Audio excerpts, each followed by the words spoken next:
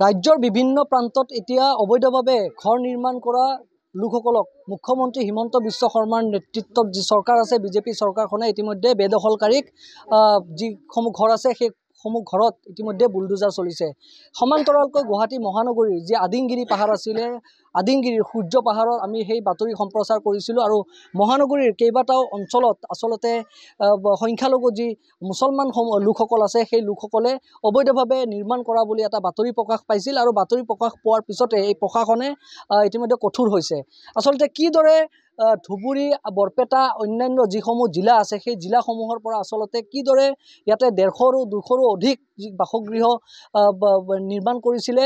সূৰ্য পাহাৰত ইতিমধ্যে অৱস্থিত আছিলে সূৰ্য মন্দিৰ আৰু 104 বছৰ অধিক কাল সেই সূৰ্য পাহাৰত এটা বাবা আছিলে যিজন বাবা মৃত্যু হোৱাৰ পিছতে আচলতে সেই মন্দিৰৰ অস্তিত্ব নোহোৱা হৈছিলে আৰু তাৰ পিছতে সেই স্থানত মছজিদ আৰু মাদ্ৰাছা নিৰ্মাণ কৰা হৈছিলে। আচলতে কোনে সেই মছজিদ আৰু মাদ্ৰাছা নিৰ্মাণ কৰিছিলে এই ধৰণৰ যিসমূহ বাতৰি আছে বা সেই ধৰণৰ যিসমূহ কথা আছে এই কথাসমূহৰ লগত আচলতে ধীৰেনপাৰাৰ বাকী ৰাইজৰ কোনো ধৰণৰ তেওঁলোকে জড়িত নহয়। আচলতে আদিংগিৰি পাহাৰ এটা অন্যান্য পাৰ্ট আৰু ধীৰেনপাৰা এটা হ'ল অন্যান্য পাৰ্ট, যাৰ বাবে ইতিমধ্যে চিন্তিত হৈ পৰিছে কিয়নো বন বিভাগৰ কাৰ্যালয়ৰ ফালৰ পৰা ইতিমধ্যে নটিচ জাৰি কৰিছে মাত্ৰ এসপ্তাহৰ ভিতৰতে সকলো লোকেই ইতিমধ্যে ঘৰ খালী কৰিব লাগিব আৰু ইয়াকে লৈ চিন্তিত হৈ পৰিছে ইয়াৰ স্থানীয় ৰাইজ। মোৰ সৈতে উপস্থিত আছে যি নটিচ দিয়া যি বাসগৃহৰ লোকসকল আৰু ইতিমধ্যে মোৰ সতীৰ্থই দেখুৱাই গৈছে সেই নটিচ আচলতে বন বিভাগৰ আঞ্চলিক বন বিভাগৰ কাৰ্যালয়ৰ পৰা মুস্তাফা আলী নামৰ এইজন যুৱকৰ যি বাসগৃহ আছে বাসগৃহত নটিচ দিছে আৰু প্ৰায় 30-40 বছৰতকৈ অধিক ইয়াৰে যিসমূহ পুৰণি লোক আছে পুৰণি পিতৃ মাতৃ নিজৰ সন্তানক ইতিমধ্যে বিবাহ হৈছে নাতিপুতি হৈছে আৰু ইতিমধ্যে সেই পূৰ্বপুৰুষৰ পৰা আচলতে তেওঁলোকে এই ধীৰেনপাৰা অঞ্চলত তেওঁলোকে বসবাস কৰিছিলে।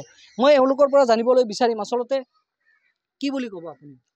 আমি কম মানে কি আৰু আপোনাৰ ইয়াতে আদিমগিৰি পাহাৰ বুলি আমাৰ ধীৰেনপাৰাত আহি পেলাই নটিচ দিছে। আমাৰ এইখিনি ধীৰেনপাৰা কোনো পধ্যে আদিমগিৰি পাহাৰৰ লগত জড়িত নাই। আদিমগিৰি পাহাৰ আপোনাৰ সেই আমবাৰী সেইটো চাইডে আছে। তাৰপৰত যোৱাকালি আহিছে ফৰেষ্টৰ মানুহ আহি পেলাই আমাক মানে কোনো কথা নাই বাৰ্তা নাই ডাইৰেক্ট নটিচটো জাৰি কৰিছে। আমি ক'লোঁ ইহঁতক ফৰেষ্টত তাতে আমাৰ ফুটা আছে খুটা ফুটা আছে আপোনালোকে বলক যাই পেলাই চাই লওক, চাই কিনে তেতিয়া যদি ফৰেষ্টৰ ইয়াত পৰে তেতিয়া আপোনালোকে নটিচটো দিয়ক।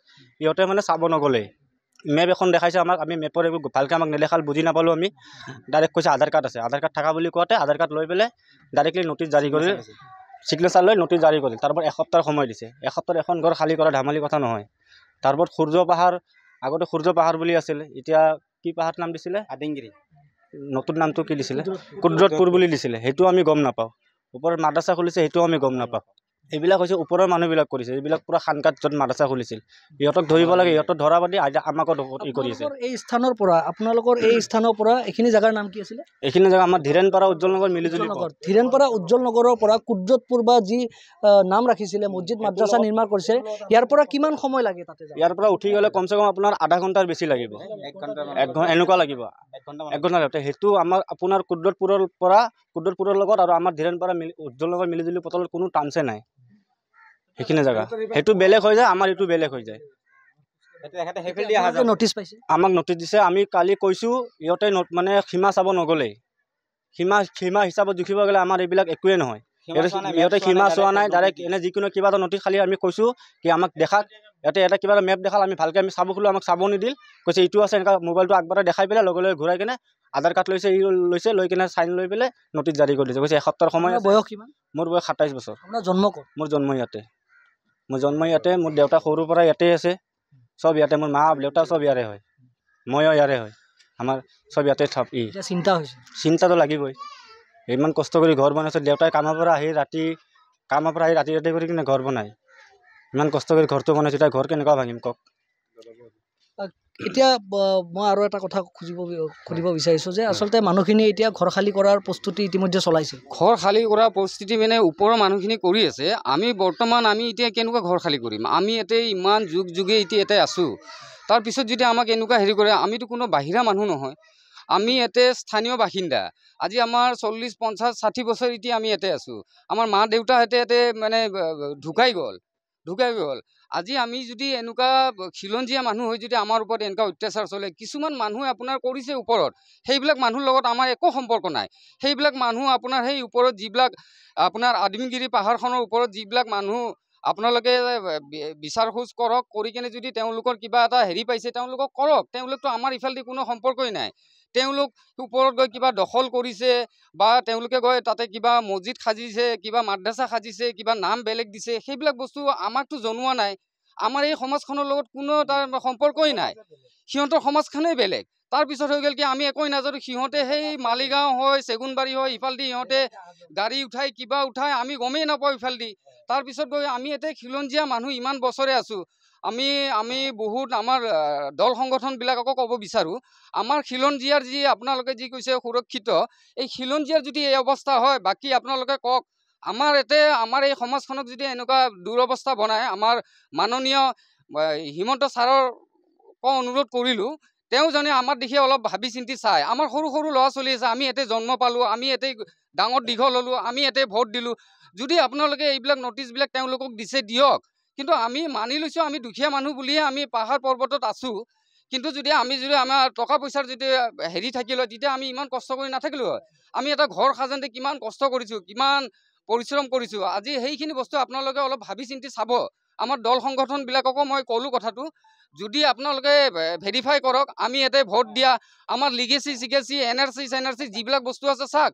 আমাৰ চম্পাৱতী স্কুলত ভোট দিয়া আছে, আমি পশ্চিম গুৱাহাটীৰ বাসিন্দা হয়। ইয়াতে ভোট দিয়ে হয়, আমাৰ পশ্চিম গুৱাহাটীৰ বাসিন্দা হয়। আমাৰ এই অঞ্চলটোৰ আমাৰ ভোটৰ হেৰি হৈ গ'ল আমাৰ ৰমেন্দ্ৰ নাৰায়ণ কলিতা, AGP তেখেত মানে বিধায়ক। ভোটৰ সময়ত আহিব পাৰে, কিন্তু আমাৰ এতিয়াই খিলঞ্জীয়া মানুহখিনিৰ ওপৰত যে এইখিনি হৈ আছে, আজি আমাৰ কোনো এজন কোৱান্তা মানুহ নাই, আমাৰ মানুহখিনিৰ মাজত কোনো এটা সা বল দিয়া মানুহ নাই। আজি এনেকুৱা হ'ল বুলি দি আমাৰ দল সংগঠনবিলাকে কি খিলঞ্জীয়াখিনিক এনেকুৱা পৰিস্থিতিত ঠেলি নিব কেনে বিচাৰিছে নেকি? আপোনালোকেতো অলপ আমাৰ দেখি চাব লাগে। আমিওতো এই দেশৰে নাগৰিক হয় ন। আপোনালোকে যদি এতিয়া এইখিনি এই মিডিয়া আপোনালোকক ধন্যবাদ দিলোঁ, আপোনালোকে আহি যে আমাৰ এই বক্তব্যখিনি ল'লে। এই বস্তুখিনিতো আমাৰ মাননীয় মুখ্যমন্ত্ৰী মহোদয়ক আপোনালোকক অনুৰোধ দিলোঁ, তেওঁলোকক জানি এইখিনি বস্তু অলপ অৱগত কৰে। আৰু আমি এতিয়া বৰ্তমান আমি এই পৰিস্থিতিত হৈছোঁ, আমি এতিয়া কামে কাজেও যাব নোৱাৰা অৱস্থা হৈছোঁ। আমাৰ কামে কাজে নগ'লে আমাৰ ঘৰ নচলে। আজি যদি আমি তেনেকুৱা টকা পইচা দেখি যদি আমি হেৰি থাকিলোঁ, আমি এনেকুৱা পাহাৰ পৰ্বতত নাথাকিলোঁ হয়। আৰু এটা কথা, এই যি ফৰেষ্ট লৈ যি কথাটো চলিছে, আমাৰ গুৱাহাটীখনততো খিলঞ্জীয়া মানুহ বহুত ফৰেষ্ট লেণ্ডত আছে, কিন্তু এই ফৰেষ্ট লেণ্ডত কি গোটেই খিলঞ্জীয়া মানুহখিনিক কেনেকৈ উচ্ছেদ কৰিব জানো? বাছি যদি আমাৰ এই দুজন এজন যদি খিলঞ্জীয়া মানুহক হেৰি কৰে, মই অনুৰোধ কৰিছোঁ, মই কাকো নিবিচাৰোঁ, আমাৰ খিলঞ্জীয়া মানুহ যিমানখিনি আছে গোটেইখিনি সুৰক্ষিত থাকিব লাগে। আপোনালোকে ভেৰিফাই কৰক, যিখিনি বস্তু আপুনি বেয়া কিবা ওপৰত দেখি কিবা হেৰি হৈছে, সেইখিনি বস্তু আপোনালোকে কৰক। হয়, ইতিমধ্যে ইয়াৰে স্থানীয় যিসমূহ খিলঞ্জীয়া লোক আছে, আচলতে খিলঞ্জীয়া লোকসকলে এটা কথাই ক'ব বিচাৰিছে, আচলতে মিয়াৰ সৈতে তেওঁলোকক জোৰোৱা হৈছে, মিয়াৰ সৈতে তেওঁলোকক ইতিমধ্যে সমান্তৰালকৈ একেই নটিচ দিয়া হৈছে। আচলতে তেওঁলোকে মিয়াৰ সৈতে তেওঁলোকৰ কোনো ধৰণৰ সম্পৰ্ক নাই। তেওঁলোকে এটা কথাই কৈছে যে ওপৰত মাদ্ৰাছা ভাঙিছে, ওপৰত মছজিদ ভাঙিছে, তেওঁলোকে ভাঙক। চৰকাৰে কোনোবাই যদি বেদখল কৰিছে, তেওঁলোকে উচ্ছেদ কৰিছে, চৰকাৰে উচ্ছেদ কৰিব পাৰে। কিন্তু আচলতে 40, 50, 60 বছৰ ধৰি যিসমূহ ধীৰেণপাৰা অঞ্চলৰ উজ্জ্বল নগৰত যিসকল লোকে বসবাস কৰিছে, আচলতে সেইসকল উচ্ছেদিত লোকসকলৰ লগত আচলতে এওঁলোককো নটিচ দিয়া হৈছে। এসপ্তাহৰ ভিতৰতে খালী কৰি দিব লগা হৈছে। ইতিমধ্যে আৰু কিছু মই আগলৈ যাবলৈ চেষ্টা কৰিম, মোৰ সতীৰ্থক মই আগলৈ যাবলৈ চেষ্টা কৰিম।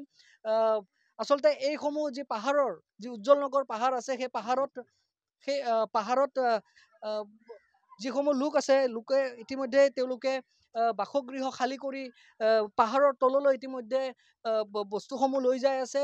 আচবাব যিসমূহ মূল্যৱান যিসমূহ সামগ্ৰী আছে, আচলতে সেই সামগ্ৰীসমূহ তললৈ লৈ গৈ আছে।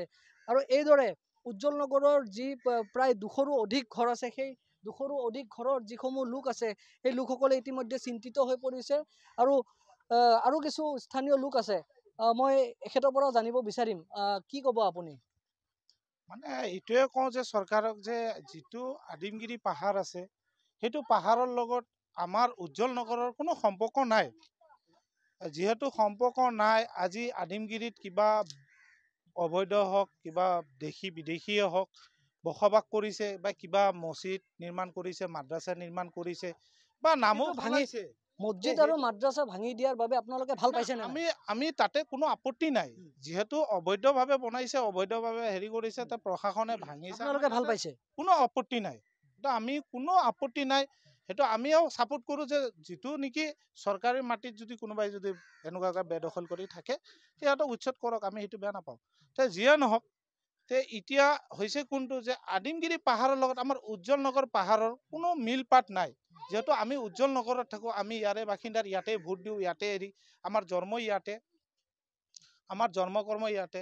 আজি 50 আৰু এই 1 তাৰিখৰ পৰা যিহেতু আমাৰ স্কুলবিলাক খুলিব, ল'ৰা ছোৱালীবিলাকৰ এতিয়া এনেকুৱা হাহাকাৰ পৰিস্থিতিৰ সময়ত চৰকাৰে এইটোৱেই বিবেচনা কৰে যেন মানুহবিলাকক যেনেকুৱা শান্তিপূৰ্ণভাৱে থাকিবলৈ অলপ হেৰি কৰে। এইখিনিয়ে কয় মই মানে মোৰ। হয়, এইদৰে ইতিমধ্যে দুখিত হৈ পৰিছে সকলো লোক। তেওঁলোকে এনেধৰণে নিশা পাৰ কৰিছে। তেওঁলোকে যাব ক'ত? যিহেতু 50-60 বছৰৰ পৰা তেওঁলোকে ইয়াতেই বসবাস কৰিছে। কিদৰে তেওঁলোকে এই স্থান এৰি ত্যাগ কৰি পেলাই তেওঁলোকে ক'লৈ যাব? য'তে যায় এতিয়া তেওঁলোকে এটা কথাই ক'ব বিচাৰিছে যে বিদেশী নাগৰিক। যিসমূহ খিলঞ্জীয়া লোক আছে, খিলঞ্জীয়া লোকসকলকো মিয়াৰ সৈতে সংযোগ কৰা হৈছে, যাৰ বাবে ইতিমধ্যে তেওঁলোকে দল সংগঠনক আহ্বান জনাইছে কোনো ধৰণে যাতে চৰকাৰে মুখ্যমন্ত্ৰী হিমন্ত বিশ্ব শৰ্মাক বিবেচনা কৰি চাব দিছে সকলো কথা। যিসমূহ স্থানীয় লোক আছে সেই লোকসকলৰ এই ধৰণৰ পৰিৱেশ আমি প্ৰথম খবৰৰ দৰ্শকসকলক দেখুৱাবলৈ যত্ন কৰিছোঁ।